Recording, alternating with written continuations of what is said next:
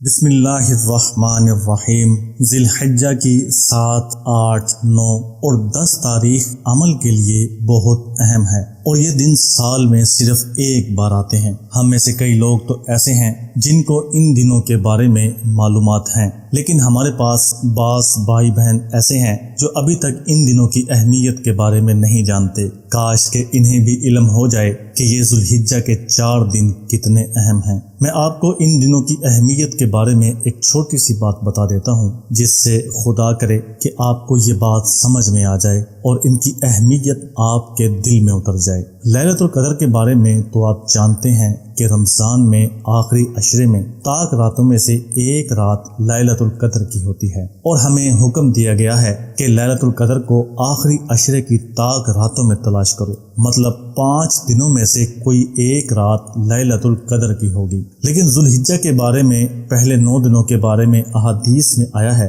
کہ اس کی ہر رات لیلۃ القدر کے برابر ہے، اور ان دنوں میں رکھے ہوئے روزے کا ثواب 1 سال کے روزے کے برابر ہے۔ اس کا مطلب یہ ہے کہ اگر ہم ذی الحجہ کے پہلے 9 دنوں میں سے اگر کسی ایک دن کا بھی روزہ رکھ لیتے ہیں تو اس ایک روزے کا ثواب ایسا ہے کہ جیسے آپ نے پورا 1 سال کے روزے رکھے ہوں، اور ان دنوں میں مانگی گئی دعائیں فوراً قبول ہوتی ہیں۔ کاش میں آپ کو بتا سکتا کہ سجدے میں مانگی گئی دعائیں زندگی کو کتنا پرسکون اور خوشگوار بناتی ہیں۔ ایک بار مانگ کر دیکھو، خوشی ہو یا غم، سب کچھ سجدے میں اللہ سے بیان کر کے دیکھو۔ اللہ تعالیٰ زندگی میں ایسا سکون بھر دیں گے کہ لوگ آپ کے نصیب پر رشک کریں گے۔ اگر معاشی تنگی ہے، گھروں کی صورتحال خراب ہے، بے روزگاری سے تنگ ہو رہے ہیں، میری بیٹیاں رشتوں کی وجہ سے گھر میں بیٹھی ہیں، کوئی مناسب یا بہتر رشتہ نہیں مل رہا، اور اگر کہیں پر رشتہ ہو بھی جاتا ہے تو اس میں مشکل ہو جاتی ہے اور رشتہ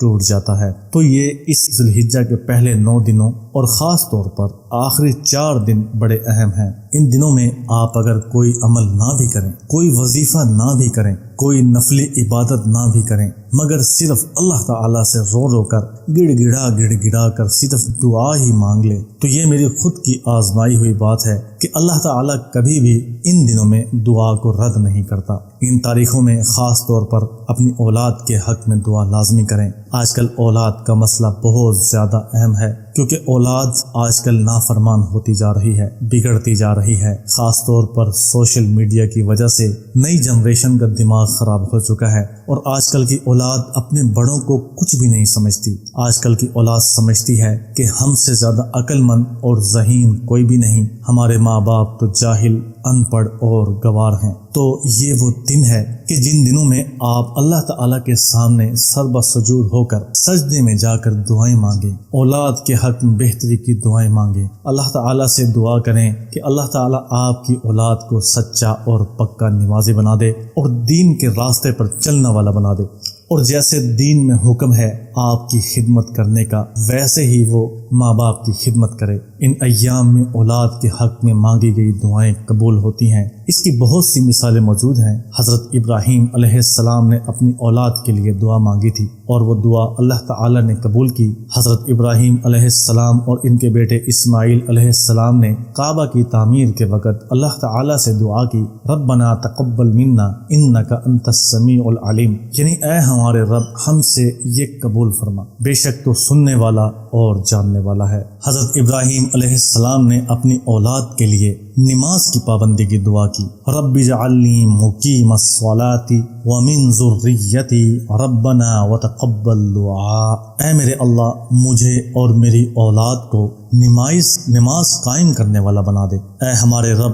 اور میری یہ دعا قبول کیجیے۔ اس کے علاوہ جو میرے بھائی بہن بے اولاد ہیں، جن کے گھر برسوں سے اولاد نہیں ہو رہی، شادی کیے ہوئے کافی سال گزر گئے ہیں، خاص طور پر رپورٹس بھی ٹھیک ہیں، ان سب کے باوجود صرف اللہ کے حکم کی دیر ہے، تو وہ میرے بھائی بہن بتایا ہوا وظیفہ لازمی کریں، اور خاص طور پر ان دنوں میں اللہ تعالیٰ سے سچے دل سے دعا مانگیں کہ اے اللہ، اگر ہماری کسی آزمائش کی وجہ سے، ہمارے کسی گناہ کی وجہ سے ہمارے گھر اولاد نہیں ہو رہی، تو اے اللہ ہمیں اس آزمائش سے نکال دے اور ہمارے گناہوں کو بخش دے، کیونکہ ان دنوں میں مانگی ہوئی دعا لازمی قبول ہوتی ہے، اور ان مبارک دنوں میں اگر اولاد کے حصول کے لیے دعا مانگی جائے تو وہ کبھی رد نہیں ہوتی۔ حضرت ابراہیم علیہ السلام نے اللہ تعالیٰ سے اولاد کے لیے دعا کی، اللہ نے ان کی دعا قبول کرتے ہوئے انہیں بڑھاپے میں اولاد عطا کی، لیکن ساتھ ہی دیے ہوئے بیٹے، اکلوتے بیٹے کی قربانی کی آزمائش سے بھی گزارا، اور بیٹا بھی ایسا فرما بردار، باپ کا حکم سنتے ہی فوراً قربانی کے لیے تیار ہو گیا، اور اللہ تعالیٰ نے ایسی محبت دیکھ کر جنت سے قربانی بھیج دی، اور پھر یہ سنت کے طور پر مسلمانوں پر فرض کر دی۔ آج ہمیں یہ قربانی تو یاد رہ گئی، پر حضرت ابراہیم علیہ السلام اور اس کے بیٹے کی اللہ تعالیٰ سے محبت بھول گئے۔ ان تاریخوں میں اولاد کے لیے لازمی دعا کریں، اولاد کی فرما برداری کی، نیک بننے کی، سیدھے راستے پر چلنے کی دعا لازمی کیا کریں، اور اپنے بچوں کو دعا مانگنا لازمی سکھائیں کہ اپنی ہر پریشانی، ہر مشکل اللہ تعالیٰ سے شیئر کریں۔ اپنے بچوں کو اس بات کی عادت ڈالیں کہ وہ اپنی باتیں دوستوں سے شیئر کرنے کی بجائے اللہ تعالیٰ کو بتائیں، اپنے مسائل اللہ کو بتائیں۔ اگر رزق کا کوئی مسئلہ ہے، اگر معاش کا کوئی مسئلہ ہے، غربت بڑھتی جا رہی ہے، کہیں سے کوئی وسیلہ نہیں بن رہا، پیسے آنا مشکل ہو رہا ہے، آپ کے کیے ہوئے کام میں برکت نہیں ہو رہی، یہ کوئی کاروبار کیا ہوا ہے اس میں نقصان ہو رہا ہے،